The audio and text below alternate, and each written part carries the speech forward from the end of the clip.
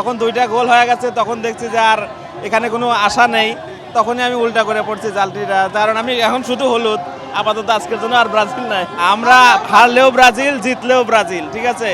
আমরা কখনোই দল চেঞ্জ করব না। আপনার জার্সি অলরেডি আপনার জার্সিটা পরিবর্তন করে উল্টো করে পড়েছেন, কারণ কি? আমরা দেখতে পাচ্ছি জার্সিটা পর্যন্ত উল্টো করে পড়েছেন, খুলে ফেলেছেন।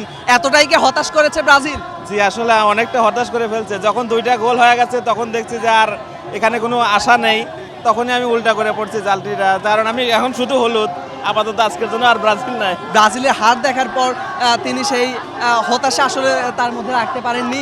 তিনি জার্সি, নিজের গায়ে যে জার্সি ছিল স্বাভাবিক 5 স্টার ছিল, নিশ্চয়ই 5 স্টারের যে স্টার ছিল সেটি পরিবর্তন করে ঢেকে ফেলেছেন। সেটি ঢেকে উনি জার্সিটাকে পরিবর্তন করে উল্টো করে আসলে পড়েছেন, হেরেছেন, বারবার হতাশ হয়েছেন। আগামী বিশ্বকাপ আবার আসবে, আগামীতেও কি ব্রাজিলকে এভাবে সাপোর্ট করবেন, নাকি এবারের হতাশা আপনাদের কষ্ট দিয়েছে, দল পরিবর্তন করার কোনো সুযোগ আছে কিনা? জি না, মোটেও না। আমরা হারলেও ব্রাজিল, জিতলেও ব্রাজিল, ঠিক আছে। আমরা কখনোই দল চেঞ্জ করব না। আমরা ইনশাল্লাহ আগামী বছর অন্য রূপে ফিরে আসবো। ওদের যে গোলকিপার ছিল, ওই গোলকিপারের কারণেও মূলত আমরা এতগুলা শট করছে কিন্তু গোল দিতে পারে নাই। আমরা প্রথমে যে পেনাল্টিটা পাইলো, ওই পেনাল্টিতে আমরা জানি ভিনি শট করবে, কিন্তু কেন যে ভিনি শট করলো না এটা আসলে মাথায় ঢুকতেছে না। আনচেলত্তি কি করলো, ওইখানেই মূলত ম্যাচটা শেষ হয়ে গেছে।